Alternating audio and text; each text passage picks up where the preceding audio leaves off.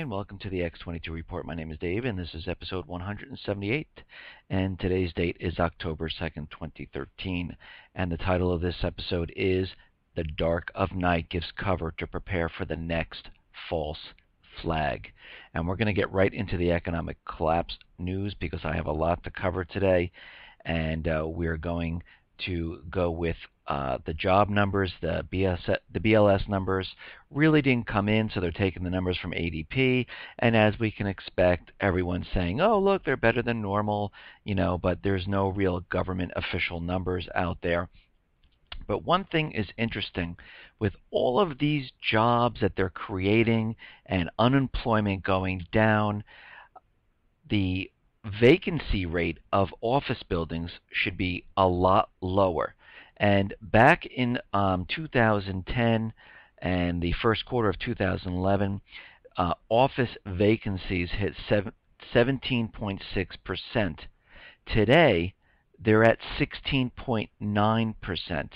So if we look at all of these jobs that they're creating, where are they creating them? Well, they're not going back into the offices, because at the height it was 17.6, and what is it?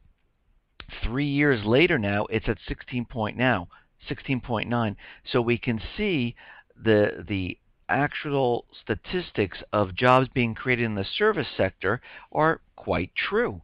That when Merck and Toshiba, Wells Fargo, Bank of America, Citibank, Siemens all lay off employees that have office jobs, there's none being replaced.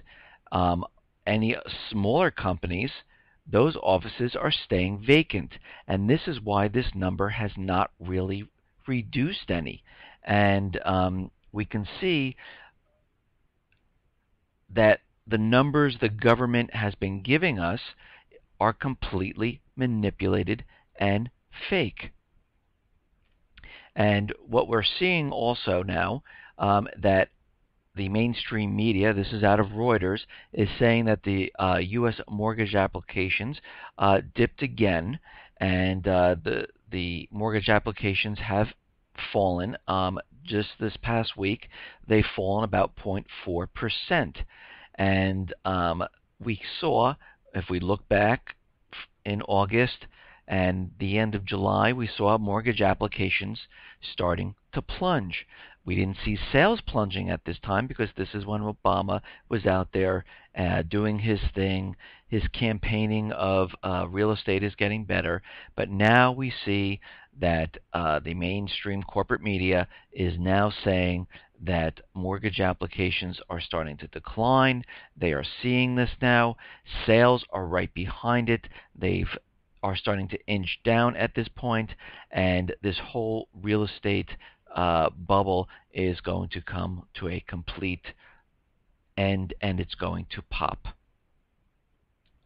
Now, in the options market, there was a break or a glitch in the NASDAQ, and there were problems again. And just in the past couple of weeks, we've been seeing these problems, and this could be a setup for some type of false flag cyber attack down the line, where they're putting something or inserting something into the system, and since they've done this, we're seeing these glitches. And we have to remember back that we saw many glitches in the NASDAQ. We saw it in Amazon, we saw it in Google, we saw it in Netflix, we saw it in Vine, and we saw this all happen around the same time.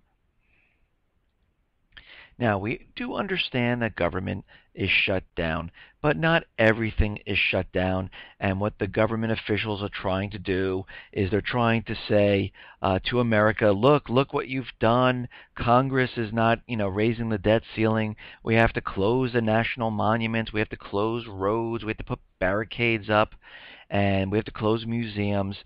But the things that aren't closed, well, I should say, they did reduce the number of people in the IRS, and they reduced it by 91%, but that's not a bad thing. I don't really care if the whole IRS is furloughed. Let them go. Who needs them? But the other things that are not closed for government are the U.S. Armed Forces, Broadcasting Board of Governors, Chemical Safety and Hazard Investigation Board, Commodity Futures Trading Commission, Council of District of Columbia, Department of Defense, Department of Agriculture, Department of Education, Department of Energy, Health and Human Services, Department of Homeland Security, Department of House and Urban Development, Department of State, Department of U.S. Treasury, District. So all of those other things are still going strong. They're still playing Social Security and everything else. And the only things that they've really shut down are the things that people actually see. And right now, it is a very small percentage of the government. And we have to remember that the Treasury Secretary, Jack Lew, he is taking the pension money right now to fund the government until October 17th. Now, the bankers visited President Obama today saying that, don't mess with the debt ceilings. And it looks like they're getting a little nervous. And they met with him. And Lloyd Blankfein is saying that, says he's not anxious to be witness to a default. Says economic damage of default would be severe. There's no debate on the seriousness of the U.S. not paying its debt, and banks are in a position to really know early what the consequences are, that if the government does default on their obligations, this is something that you do not want because the whole economy would come tumbling down. And they were meeting today. And now Obama is prepared to negotiate. He had an interview, and he says this time that he is ready. He'll sit down with the people, and we'll have to see how this plays out. Now, Obama is out there saying that Obamacare exchanges, it's a huge success, but when you look at it, over 50% fail rate. When people went to go sign up or just get on the site, there were tons of errors. People couldn't apply. Things didn't work. And CNN went out there, and they went out and they tried in 20 different states, and 12 of them were hit with some type of glitch when they tried to do anything. So in reality, this was not a huge success at all. This software was not ready to go live. And again, we can see by this was not shut down as the government shut down. This was kept on, and people were able to do it because Obama didn't want anything to interrupt this health insurance exchange system from going live, and he wanted it completely to go live. He didn't care how many glitches there were. He didn't care if there were anything wrong. And out of his organization, they're saying expect months of glitches because they just can't get to everything. So this was really not ready to go live at all. Now, staying with Obamacare here, we can see what is happening. Major businesses are cutting the health insurance for spouses. So if you worked in a company and you got health insurance, you would have health insurance for the family. But to save money, what companies are doing are they're saying that if you're eligible for the exchanges, your spouse can go ahead and pay to get health insurance, and we'll just support the employee. So what's happening is all the expenses are being moved onto the people. And companies, corporations, are no longer having to shell this out. So they're having huge savings while the people are getting hit with new bills for health insurance. And this goes on to say more and more employers are dropping spousal health insurance coverage in response to the extra burdens imposed by Obamacare. These trends illustrate how increasing numbers of people will become dependent on the program's federal health exchanges. They also clearly counter Obama's now infamous claim that if you like your coverage, you can keep it. Well, you really can't, because if you work for a company and you have your wife and your children on the system, they are telling you, the businesses, We want you off the system so you cannot keep your health insurance. And for those people who are just tuning in here for the first time, I have always said that Obamacare is not for the people. If you are forced to take something that you really don't want, it is not for the people.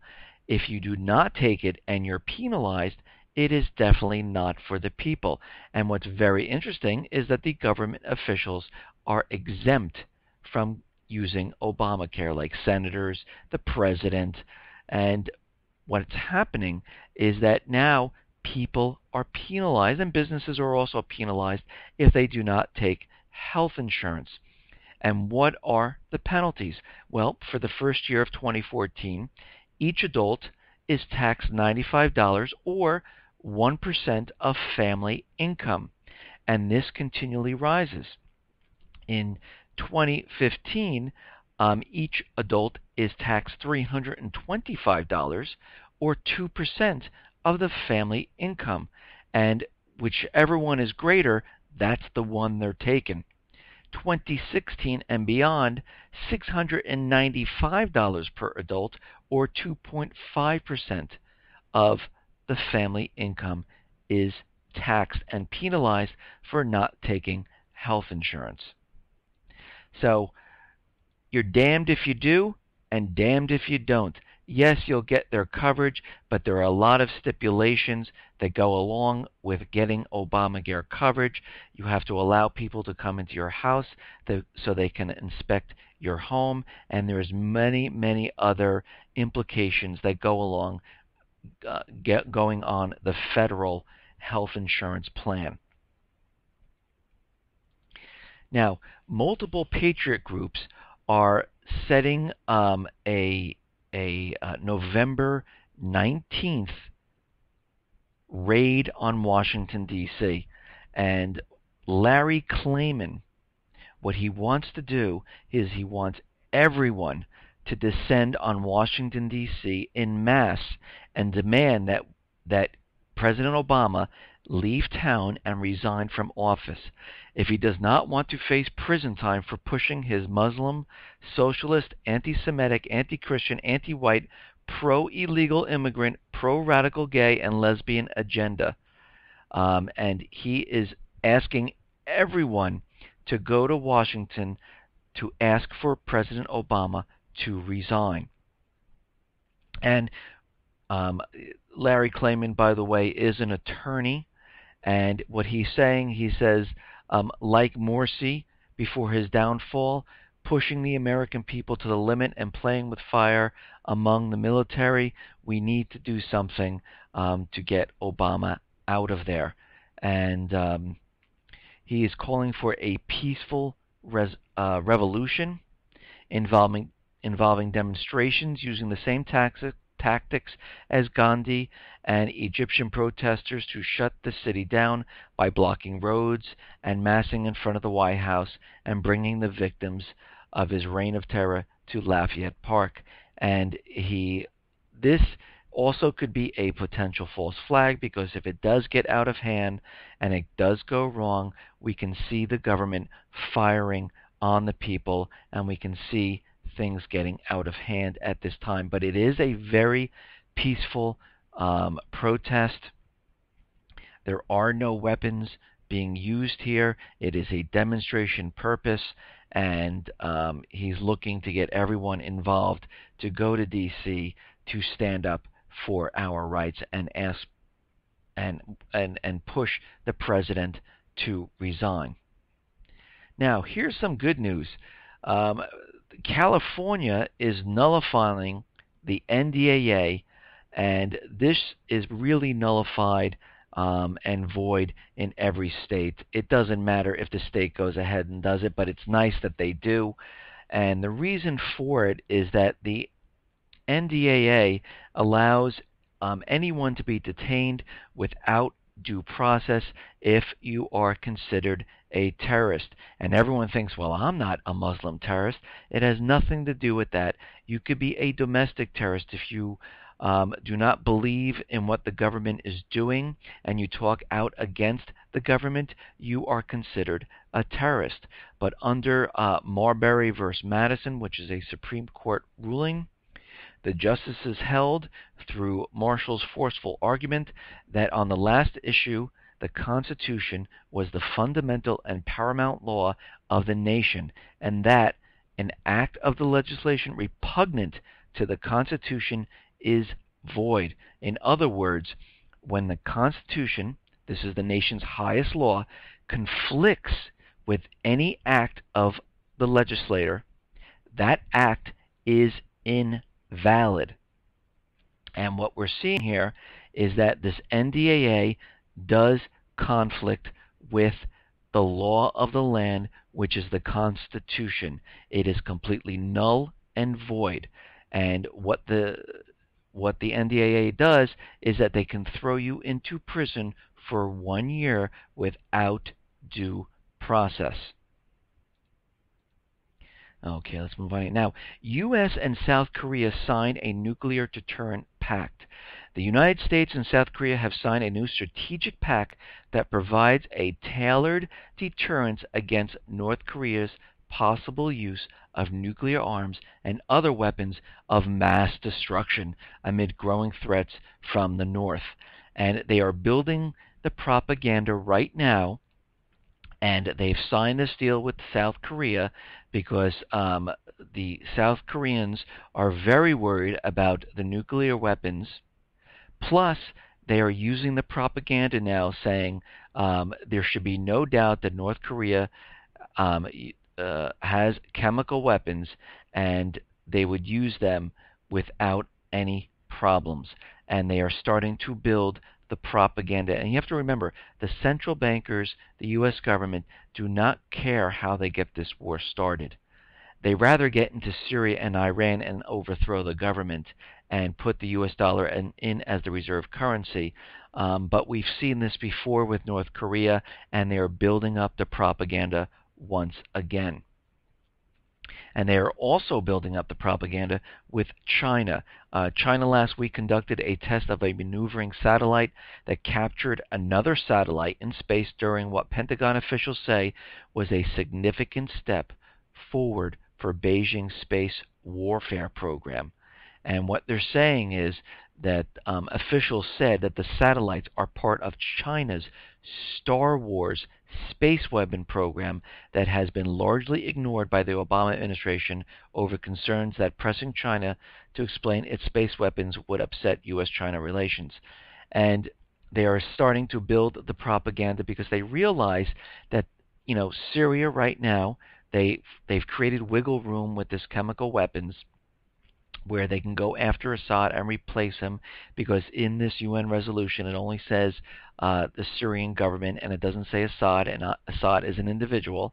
They also can use Chapter 7, Article 42, if all else fails, and they're able to use the land-sea force on Syria. And now they are pushing the propaganda with China and North Korea at this time, because they really understand and they really know that the collapse is coming, and they need to move this war forward.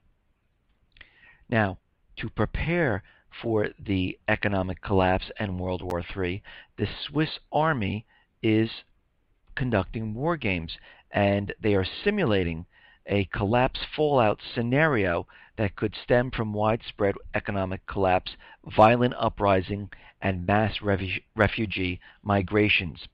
Nigel Farage, the UK representative in European Union, speaking at a conference that included Ron Paul as a guest, said earlier this year that economic climate in Europe and the rest of the world could potentially lead to a wholesale, violent revolution resulting from a financial cataclysm. And the Swiss now are aren't taking any chances, and they are preparing to literally lock their country down from the possibility of a mass invasion by foreign military or rebel forces, as well as mass refugee migrations should the countries around them go bankrupt. The United States government has simulated similar scenarios, including the threat of financial collapse and the civil unrest that would follow. And we understand this because they have DHS, FEMA, TSA. They are training government agencies with weapons, the IRS, Social Security, DMV, and as the government knows what is coming, and they're putting the control grid into place to handle the blowback when the economic collapse comes. And we can see all of this starting to happen, and countries are getting ready for war, and they know something is definitely coming. And you can just see it. Doesn't matter what the propaganda is in Europe or in the U.S., because the real economy compared to what they're showing you is completely different. I mean, here in the U.S., they're showing stocks moving up. They're at all-time highs. They keep pushing gold down just like they have. They push gold under 1,300. It has risen above 1,300 again, but they will continue to push this down because they do not want gold to rise just yet, because that would be an indicator that something is really wrong. Now, even though President Obama is out there and he's talking about making deals with Iran, and he head up the peace talks with Syria to remove their chemical weapons. This is an illusion to confuse everyone and to make Obama like he's actually going for some type of peace. And if you are going for peace and you are looking to have a discussion with Iran, why, and if you are agreeing to the chemical weapon, why keep all the military force out there? He hasn't recalled any of it. It's still sitting there. Why then would the U.S. President Barack Obama once again repeat his threats of military action against Iran after meeting with Israel's Prime Minister Benjamin Netanyahu at the White House? Now, when Iran heard about this, they warned Obama that this flip-flop and contradictory stance will destroy mutual confidence, and urged him to show consistency in dealing with Iran to promote trust. And we can see that as soon as Netanyahu arrived, what the president is doing is completely changed to pushing out the propaganda of using military strike against Iran. And they are continuing with new sanctions on Iran. And the U.S. lawmakers are still moving forward with restrictions aimed at ending all international Iranian oil sales by 2015. Now, if you're trying to make deals with Iran and you're trying to, put your best foot forward, you would not still make threats to Iran. You would still not move forward with the sanctions to Iran. And this is very confusing to Iran. 1 minute, the president is saying that he wants to have a conversation. The next minute, he's making threats and continuing with the sanctions. The same thing happened with Syria, John Kerry, Susan Rice, President Obama.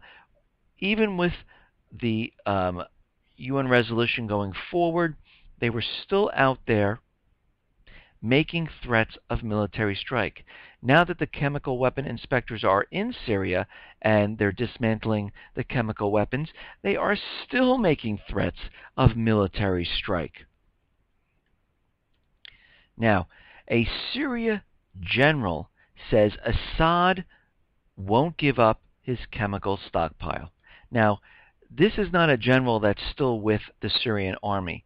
And this one, let me just read this. This went on to say, even as international experts on the mission to exempt Syria of its banned weapons arsenal arrived in Damascus, a defected general poured cold water on the hopes of disarmament by saying that the President Assad will never part with chemical stockpile. General Zahir al-Sakat, who had defected from the Syrian military after he was ordered to use chemical agents, said that Assad would seek to fool the inspectors by giving them access to only scientific research centers and not the clandestine locations of the chemical stockpile. See how something's forming here. General al-Sakat said that he defected from the army as he was forced to use chemical weapons, but he succeeded in fooling Assad by swapping the chemicals out for something non-toxic. And we can see this is complete propaganda. They're trying to push this agenda forward into saying that Assad is not giving up all his chemical weapons.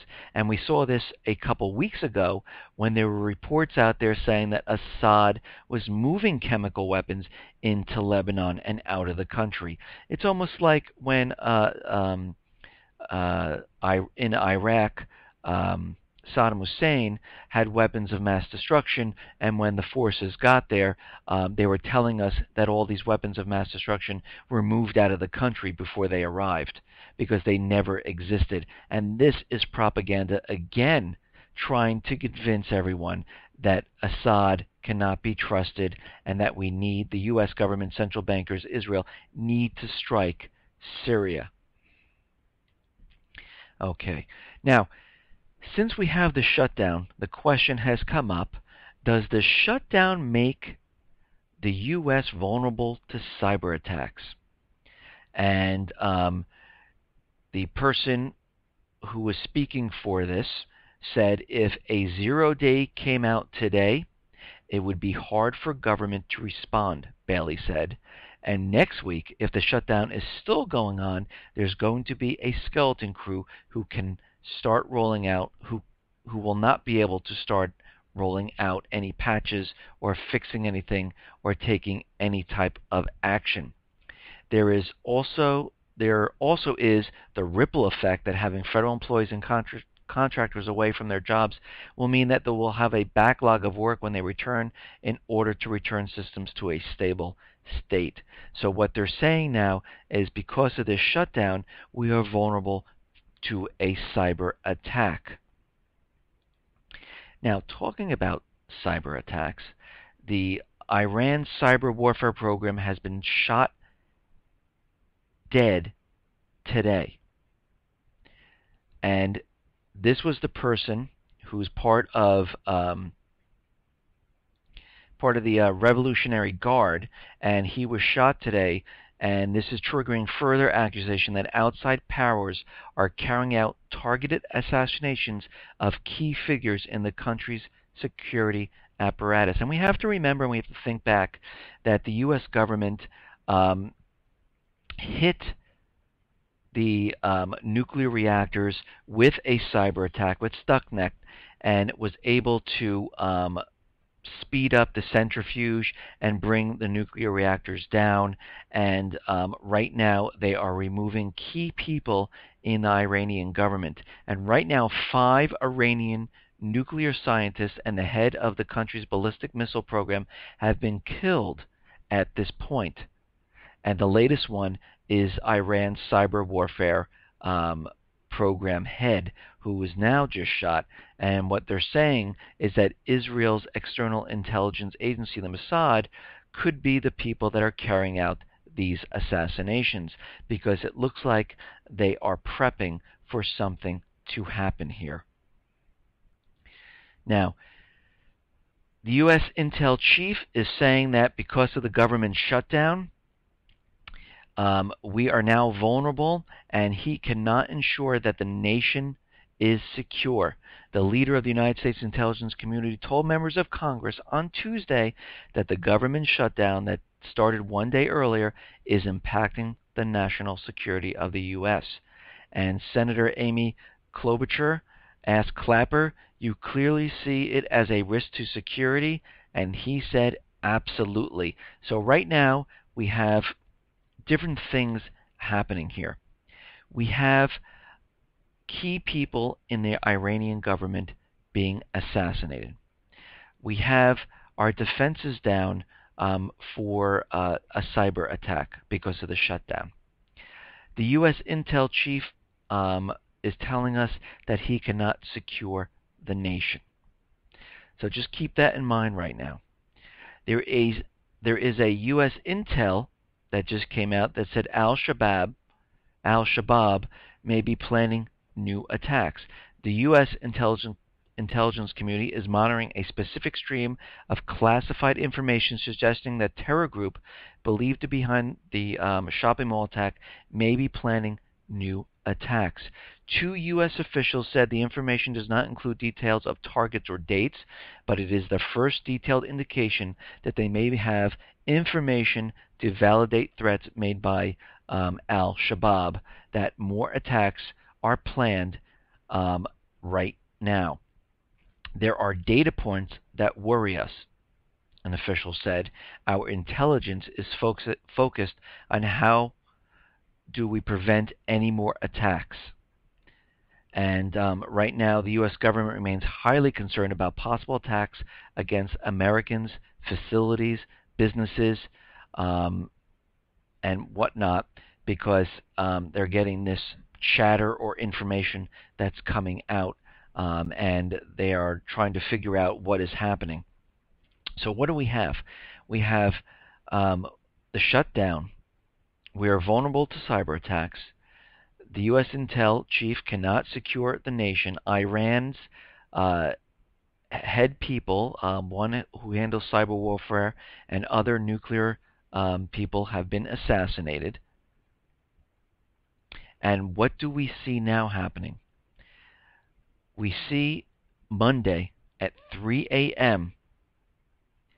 two people dressed in black, wearing protective headgear, parachuted into New York. They don't know where they came from. They were all dressed in black, and they landed outside the Goldman Sachs building, and then they disappeared. A security camera caught this, and the police are now reviewing it for clues. And the police chief, Ray Kelly, said if they came out of an aircraft, it's unknown at this time, but they were seen walking with parachutes away from the location. So, in the dead of night, we have people parachuting into New York. Now, did they come from a plane? Is this a way to bypass people coming in and going through the normal everyday process to have them parachute into New York to prepare in the dark of night for the next false flag? I don't know. There's a lot of things coming together here. Now, and we can see, from all of this, that we have many things happening in the fall. And I just wanted to go through all of this with everyone here, because Dave Hodges on the Common Sense Show is pretty much saying the same thing I am saying. And I just want to read parts of this to everybody here. And what he says, and this is from his article, he has firsthand knowledge of 3 ex-Fed officials and their families who have relocated to safety enclaves when doing so was very disruptive to their respected families. Increasingly, it is looking like some major event is coming, and persons with insider information are attempting to remove themselves from harm's way. My primary source from FEMA told me that he was relocated to a pre-planned destination with like-minded people into enclaves which contain a high degree of preparation, which are also designed to survive what is coming. America has awakened sufficiently to not allow a peaceful transition into an entire technocratic dictatorship. All of the sources believe that something dramatic will require to force the compliance of the masses. The coming event must be so horrific, so devastating, that most will be frightened into compliance. All place the nuclear option as the most likely scenario. A blackout will only prove to be the catalyst event. When the blackout occurs and an unprepared public begins to starve and lives in fear of their lives, from the marauding gangs going house to house in search of resources that people will be forced to go to government relocation centers to seek food and shelter and safety from the rioting masses beginning on the third day following the blackout. Why do I believe the three ex-Intel sources who have gone into hiding?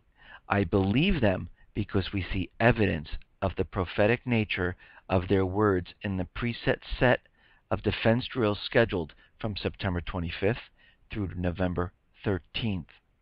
And he goes on to say, if a prolonged blackout is in effect, these supplies would be needed. FEMA Region 3. Purchase order for 22 million pouches of emergency water to be delivered to FEMA Region 3 by October 1st. This speaks to a poisoning of the water supply which could follow a pandemic release or a nuclear detonation making groundwater unfit to drink. FEMA purchase orders $13.6 million for MREs and heater meals to be delivered to Austin, Texas by October 1st. The above speaks to the widespread nature of the attacks and is highly suggestive of multiple attacks.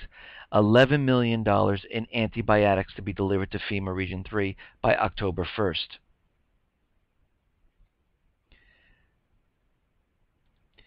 There is a great shakeout earthquake drill set for October 17th. More than 1,000 banks plan national cyber attack drills from October 16th and 17th to the 23rd and 24th. There is more of a post-apocalyptic in nature in which the banking system will be taken down with a planned blackout. This ushers in a new global currency following the domestic collapse of the dollar. Grid X2, November 13th and 14th. This planned blackout will prove to be the catalyst event. And if you mix in Senator Graham's nuclear detonation and nuclear weapons, and you take into account everything that we just talked about, 2 people parachuting into New York, nobody knows where they came from. Why was this happening? Normally, if people parachute into an area and they're grandstanding, they do it during the day. They do it with bright colors. They normally hold banners. They want to be seen. These people had black helmets, black clothes, parachuting into New York. We understand that Larry Klayman is putting together on November 19th, a march onto D.C. We understand that the truckers are going on strike to push Obama, and this is happening on October 17th, I believe, something around that time period. We can see all of this taking place. There are too many things now that are happening. Something, and if you are not prepared, you need to be prepared starting now, because I believe we only have a certain window to get prepared. Listen, everyone, thanks a lot for listening. Be well, be safe, and especially be prepared. Thanks a lot.